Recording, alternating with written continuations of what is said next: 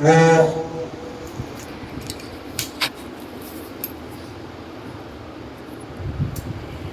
ایک مقصد کے تحت ہے اور مقصد اللہ رب العالمین کی عبادت ہے۔ پیارے نبی جناب محمد رسول اللہ صلی اللہ علیہ وسلم کی حدیثیں جب ہم پڑھتے ہیں تو اس کے اندر آپ صلی اللہ علیہ وسلم نے بندوں کا اللہ تعالیٰ سے رشتہ کیا ہے، اور اسی طرح سے قرآن کی جب آیت کریمہ کی تلاوت کرتے ہیں وَمَا خَلَقْتُ الْجِنَّ وَالْإِنسَ إِلَّا لِيَعْبُدُونَ، تو ہمیں اپنی تخلیق کا مقصد پتہ ہوتا ہے کہ اللہ تعالیٰ نے انسان کو کیوں پیدا فرمایا۔ ظاہر سی بات ہے اس مقصد کے حاصل کرنے کے لیے اگر کسی چیز کی ضرورت ہے تو وہ علم ہے۔ اسی لیے قرآن مجید کی 78,000 الفاظ میں اللہ تعالیٰ نے اگر کوئی لفظ پہلے بیان فرمایا ہے، نبی صلی اللہ علیہ وسلم پر پہلا لفظ جس کی وحی کی ہے وہ لفظ اقرا ہے، اقرا بسم ربک الذی خلق۔ اور تقریباً قرآن کی 6,000 سے زائد آیتوں میں جو پہلی آیت یا پہلی 5 آیتیں اللہ کے رسول صلی اللہ علیہ وسلم پر نازل ہوئی ہیں وہ علم اور قلم سے ہی تعلق رکھتی ہے۔ پہلی آیت میں اللہ نے پڑھنے کا حکم دیا ہے، اس کے بعد والی آیتوں میں اللہ رب العالمین نے قلم کی اہمیت اور قلم کے اوپر آیتیں نازل فرمائی۔ اقرأ بسم ربک الذی خلق، پڑھیے اس رب کے نام سے، اپنے اس رب کے نام سے جس نے آپ کو پیدا کیا۔ خلق الانسان من علق، جس نے انسان کو ایک لوتھڑے سے پیدا فرمایا۔ اقرأ وربک الاکرم، پڑھیے اس رب کے نام سے اپنے جو بڑا کریم ہے۔ الذی علم بالقلم، جس نے قلم کے ذریعے سکھایا ہے۔ علم الانسان ما لم یعلم، وہ چیز سکھائی ہے جسے انسان نہیں جانتا تھا۔ پتہ یہ چلا کہ جب ہم اپنی ماں کے پیٹ سے اس دنیا کے اندر وجود میں آئے تو ہمارے پاس کوئی نالج نہیں تھا۔ خود اللہ تعالیٰ نے بھی اس کے بارے میں ارشاد فرمایا وَاللَّهُ أَخْرَجَكُم مِّن بُطُونِ أُمَّهَاتِكُمْ لَا تَعْلَمُونَ شَيْئًا۔ اللہ تعالیٰ نے جب تمہیں تمہارے ماؤں کے پیٹ سے اس دنیا کے اندر وجود بخشا تو تم کچھ نہیں جانتے تھے، نفع نقصان کس میں ہے، نہ تو تمہیں دنیاوی علم تھا نہ تو دینی علم تھا، کوئی بھی علم نہیں تمہیں تھا، مگر اللہ رب العالمین نے کیا کیا؟ اپنا فضل اور کرم کرتے ہوئے اللہ رب العالمین نے وَجَعَلَ لَكُمُ السَّمْعَ وَالْأَبْصَارَ وَالْأَفْئِدَةَ، تمہیں آنکھ عطا فرمائی، تمہیں کان عطا فرمایا، تمہیں دل عطا فرمایا۔ کس لیے؟ تاکہ تم ان کے ذریعے سے علم حاصل کر سکو۔ کانوں سے سن لو، آنکھوں سے دنیا کے مشاہدات کرو، تجربات کرو، اور جو اللہ تعالیٰ کی دلیلیں ہیں توحید پر، اللہ رب العالمین کی جو علامتیں ہیں دنیا کے اندر، اس میں غور و فکر کرو، پھر اسے اپنے دل کے اندر محفوظ کر لو۔ یہ 3 بہت اہم وسیلے ہیں علم حاصل کرنے کے لیے۔ انسان جب تک سنے گا نہیں تب تک اسے کچھ سمجھ میں نہیں آئے گا، اور کبھی کبھی ایسا ہوتا ہے سننے کے باوجود بھی سمجھ میں نہیں آتا ہے تو اسے دکھایا جاتا ہے، ڈائیگرام بنایا جاتا ہے، نقشہ بنایا جاتا ہے، بورڈ پر لکھ کر کے سمجھایا جاتا ہے اسے، تو اسے دیکھتا ہے اپنی آنکھوں سے، دیکھنے کے بعد پھر اس کے دل کے اندر وہ چیز محفوظ ہو جاتی ہے۔ تو اللہ تعالیٰ نے کہا جب تمہیں کچھ نہیں معلوم تھا تو اللہ رب العالمین نے تمہیں علم عطا فرمایا، لہذا لعلکم تشکرون، تم اپنے پروردگار کا شکر بجا لاؤ۔ اللہ نے تمہارے کان سلامت رکھے، اللہ نے تمہیں آنکھیں عطا فرمائی، اللہ نے تمہیں دل کے اندر اس چیز کو تمہارے اتار دیا ہے، لہٰذا تم اپنے پروردگار کی شکر گزاری اختیار کرو۔ تو ہمیں اللہ رب العالمین کا بے پایا شکر بجا لانا چاہیے، کیونکہ اس امت کے نام اللہ تعالیٰ نے جو سب سے پہلا پیغام دیا ہے وہ اقرأ بسم ربک الذی خلق ہے۔ لہٰذا معلوم ہوتا ہے کہ انسان کو جاہل نہیں رہنا چاہیے، انسان کو علم سیکھنا چاہیے، اور علم سیکھنے کی کوئی سیما نہیں ہے، کوئی حد نہیں ہے۔ آج دیکھا یہ جاتا ہے کہ دنیاوی علوم میں انسان کے اندر بڑی مہارت ہے، باریک باریک سے باریک چیزوں کے بارے میں اس کے پاس نالج ہے. کسی کو کہا جاتا ہے کہ یہ موبائل کا کیڑا ہے، یہ انٹرنیٹ کا کیڑا ہے، یہ جو ہے لیپ ٹاپ کا کیڑا ہے، یہ فلاں فلاں چیز کا ماہر ہے، لیکن اگر اسے کچھ نہیں آتا ہے تو اسے وضو کا طریقہ نہیں معلوم ہے، نماز کا طریقہ نہیں معلوم ہے، قرآن کی آیتیں نہیں پڑھ سکتا ہے جو آخرت میں کام آنے والی ہے، جو قبر میں اس کے لیے سفارشی ہے، جو اللہ رب العالمین کے یہاں اس کے خلاف لڑنے والی ہے، یہ ساری چیزیں اسے نہیں معلوم. اسی لیے اللہ کے رسول صلی اللہ علیہ وسلم نے کہا طلب العلم فریضۃ علی کل مسلم. ہر مسلمان پر علم کا سیکھنا ضروری ہے. کون سا علم ہے وہ علم جس کا سیکھنا ضروری ہے. اہل علم کہتے ہیں جہاں جہاں بھی قرآن و حدیث کے اندر لفظ علم آیا ہے اس سے مراد قرآن و حدیث اور اس کی فقہ وغیرہ جاننے کے تعلق سے علم مراد ہے.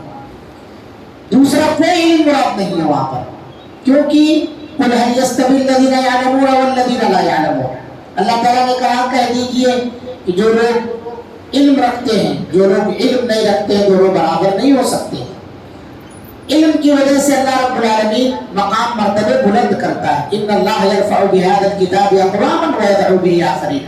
ایک قوم کو اللہ تعالیٰ اسی کتاب کے ذریعے سے بلندی عطا فرماتا ہے اور ایک قوم کو اللہ تعالیٰ اسی کتاب کے ذریعے ذلیل اور رسوا کرتا ہے. جو قرآن کا علم حاصل کر کے اس پر عمل کرتا ہے اسے اللہ تعالیٰ معزز اور محترم بناتا ہے. جو قرآن کا علم نہیں سیکھتا ہے، اس پر عمل نہیں کرتا ہے، اسے ذلیل اور رسوا کر دیتا ہے. اللہ تعالیٰ خود قرآن میں فرماتا ہے یرفع اللہ الذین آمنوا منکم والذین اوتوا العلم درجات. تم میں وہ لوگ جو ایمان والے ہیں، جو علم والے ہیں، ان کے درجات کو اللہ بلند فرماتا ہے. انسانوں کو اللہ نے پیدا کیا ہے، لیکن انسانوں میں ان کے درجے کو بلند کیا جو ایمان والے، اور پھر ایمان والوں نے ان کے مقام مرتبے کو اور بلند کیا جن کے ساتھ ایمان کے ساتھ ساتھ علم بھی ہے. پتہ یہ چلا کہ اس آیت کے اندر تین طرح سے لوگوں کے درجات ہیں. ایک وہ ہیں جو ایمان والے، دوسرے وہ ہیں جو علم والے، اور تیسرے وہ ہیں جو ایمان اور علم دونوں رکھتے ہیں. اور جو ایسے لوگ ہیں انہی کے بارے میں اللہ نے کہا انما یخشی اللہ من عبادہ العلماء. اللہ کے بندوں میں اللہ سے سب سے زیادہ ڈرنے والے علم والے، اور انہی علم والوں کی اللہ تعالیٰ نے فضیلت مقام مرتبہ بیان کرتے ہوئے فرشتوں کے ساتھ جوڑ دیا ہے. جہاں توحید کی گواہی کی بات آئی ہے وہاں علم والوں کو اللہ تعالیٰ نے فرشتوں کے ساتھ جوڑ دیا ہے. شہید اللہ انہ لا الہ الا هو والملائکۃ وَأُولُو الْعِلْمِ قَائِمًا بِالْقِسْطِ. شہید اللہ خود گواہی دیتا ہے کہ اللہ تعالیٰ کے علاوہ کوئی سچا معبود نہیں. فرشتے اس بات کی گواہی دیتے ہیں اور علم والے گواہی دیتے ہیں. معلوم یہ ہوا توحید کی گواہی آپ اس وقت تک نہیں دے پائیں گے جب تک آپ کے پاس توحید کا علم نہیں ہوگا. تو اس لیے ہم فجر کی نماز کے بعد عقیدے کے اوپر انشاءاللہ العزیز مسلسل اس ماہ رمضان میں درس سنیں گے. آج کا جو ہمارا پہلا درس ہے وہ علم کی اہمیت اور فضیلت کے اوپر ہے. علم حاصل کرنا یہ عبادت، نفلی عبادت کرنے سے بہتر ہے. آپ نفل پڑھتے جائیں اور علم کے حلقے میں بیٹھیں، اس سے بہتر یہ ہے کہ آپ اپنی جہالت دور کریں. کیونکہ اللہ کے رسول صلی اللہ علیہ وسلم کی حدیث ہے ان فضل العالم علی العابد کفضل القمر لیلۃ البدر علی سائر الکواکب. عالم کی فضیلت ایک عبادت گزار پر ایسے ہی ہے جیسے چاند کی کفضل القمر لیلۃ البدر، جیسے 14ویں رات کے چاند کی فضیلت تمام ستاروں پر. جب 14ویں رات کا چاند نمودار ہو جاتا ہے سارے ستاروں کی روشنی مار پڑ جاتی ہے، پھیکی پڑ جاتی ہے. نبی کریم صلی اللہ علیہ وسلم مسجد نبوی میں ایک مرتبہ آئے تو دیکھا کہ کچھ لوگ نفلی عبادت میں مصروف ہیں اور کچھ لوگ حلقہ بنا کر کے علم حاصل کر رہے ہیں. اللہ کے رسول صلی اللہ علیہ وسلم اس حلقے میں آ کر کے بیٹھ گئے جہاں لوگ بیٹھ کے علم حاصل کر رہے تھے. تو اس سے یہی معلوم ہوتا ہے کہ علمی حلقے میں بیٹھنا، علمی دروس میں شریک ہونا اور نفلی عبادات کرنے سے لاکھ درجہ بہتر ہے. فضل العلم خیر من فضل العبادہ. نفل یعنی زائد یا فرض علم کی فضیلت नफिल या जायद या फर्द इबादत की फजीलत से बेहतर है। बाज़ रवायात में नफिल इबादत के मुकाबले में इल्म बहुत ज़्यादा पसंदीदा अमल बताया गया है। जो इल्म इबादत के मुकाबले में बेहतर और पसंदीदा है वो अल्लाह रब्बुल आलमीन के बारे में तौहीद का इल्म हासिल करना है। तो तौहीद का इल्म बहुत ज़रूरी है। आज हमारे पास बहुत नॉलेज है मगर तौहीद में हम धीरे धीरे कोड़े होते जा रहे हैं, अकीदे में हमारी खराबी आती जा रही है। इसलिए अपने अकीदों की भी इस्लाह करेंगे। दुनियावी इल्म के बगैर महज दुनियावी इल्म हासिल करने वाले को अल्लाह रब्बुल आलमीन नापसंद करता है। यानी दीनी इल्म के बगैर इंसान के पास दीनी इल्म ना हो, सिर्फ दुनियावी इल्म हो तो अल्लाह ताला के यहाँ वो शख्स मबगूज़ है। इन्नल्लाह युबग़िदु कुल्ल आलिमिन बिद्दुनिया जाहिलिन बिअम्रिल आखिरह। अल्लाह के रसूल सल्लल्लाहु अलैहि वसल्लम की हदीस है, यकीनन अल्लाह हर उस आदमी को नापसंद करता है जो दुनिया का इल्म तो अपने पास रखता है लेकिन दीन का इल्म उसके पास नहीं। डिग्रियां हो आपके पास, डॉक्टर हो, इंजीनियर हो, सब कुछ हो, मगर आपको दीनी इल्म मालूम नहीं, अल्लाह का हक आप पर क्या है, बंदों का हक आपके ऊपर क्या है, ये मालूम ना हो तो फिर ये इल्म बेकार है और यही इल्म हमारे खिलाफ हुज्जत बन जाएगा। इसलिए हमें दीनी महफिलों में शरीक होना चाहिए, जहाँ भी कुरान हदीस की बातें वहाँ शिरकत करनी चाहिए, क्योंकि ऐसी मजलिसें मुबारक होती हैं। थोड़ी देर का मसला रहता है। अल्लाह के रसूल सल्लल्लाहु अलैहि वसल्लम ने हदीस के अंदर बयान फरमाया कि जहाँ भी मस्जिदों के अंदर, महफिलों के अंदर लोग बैठ के दीन का इल्म हासिल करते हैं, फरिश्ते उन्हें अपने घेरे में ले लेते हैं। अल्लाह की रहमत ऐसे लोगों को ढांप लेती है। और इतना ही नहीं, इस महफिल के अंदर किसी दूसरे काम से आदमी आ रहा था, नीयत नहीं थी इस महफिल में बैठने की, मगर थोड़ी देर बैठ गया, वो भी अजर से माला माल हो जाएगा। ऐसा नहीं है कि वो शख्स बस आया चला गया, बेकार हो गया उसका। यहाँ 2 मिनट 4 मिनट के लिए बैठ जाना भी आपके लिए बाइस अजर सवाब है। तो आप अपनी नीयत खालिस करिए, इल्म हासिल करने में आगे बढ़िए, क्योंकि मौजूदा दौर में जितने फितने हैं, इन तमाम फितनों का जवाब सिवाय कुरान हदीस के इल्म के आप किसी से मुकाबला नहीं कर सकते। और इल्म की फजीलत के बारे में एक बात आपको पते की बताओ कि असहाबे कहफ उनके साथ यानी गार वालों के साथ कुत्ता था, गार वालों के साथ कुत्ता था।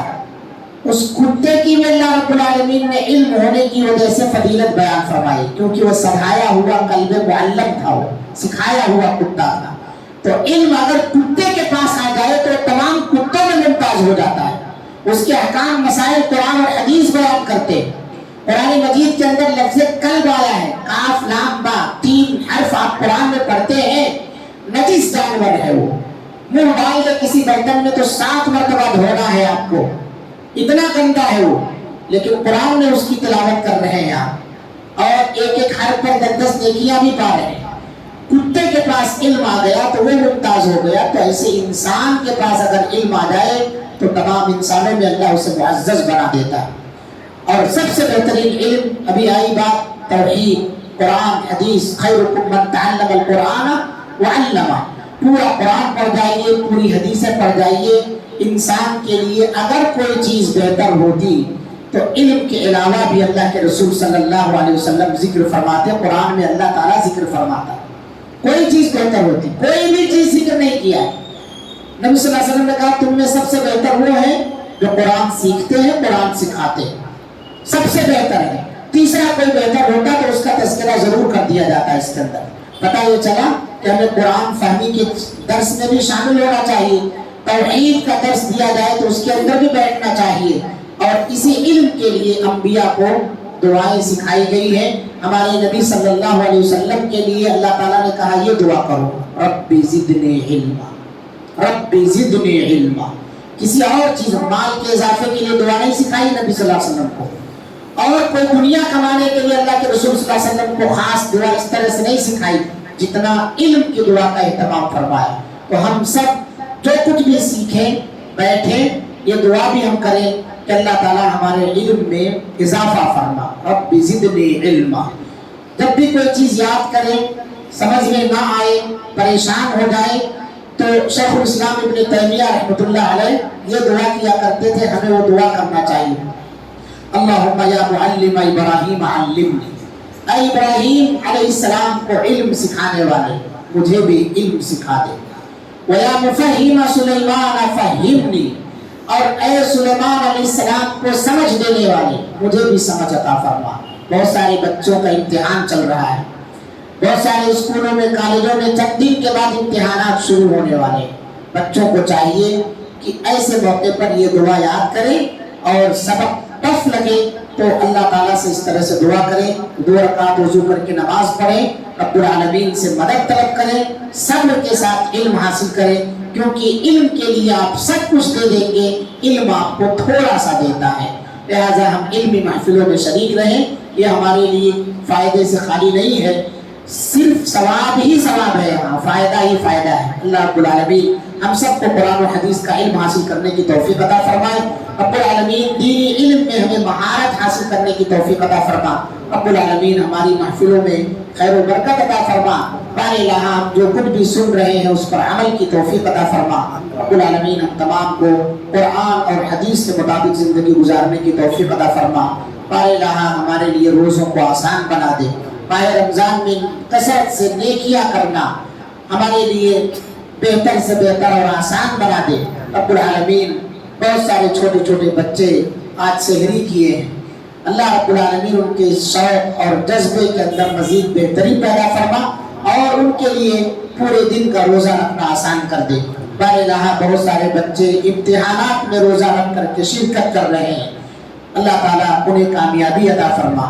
इस खैर माह मुबारक में हम सबको खैर व बरक़ात से माला माल फरमा। रब्बुल आलमीन हम सब की दुआओं को कबूल फरमा। रब्बना तक़ब्बल मिन्ना इन्नका अंतस समीउल अलीम व तुब अलैना इन्नका अंतत तव्वाबुर रहीम। व आखिरु दअवाना अनिल हम्दुलिल्लाहि रब्बिल आलमीन।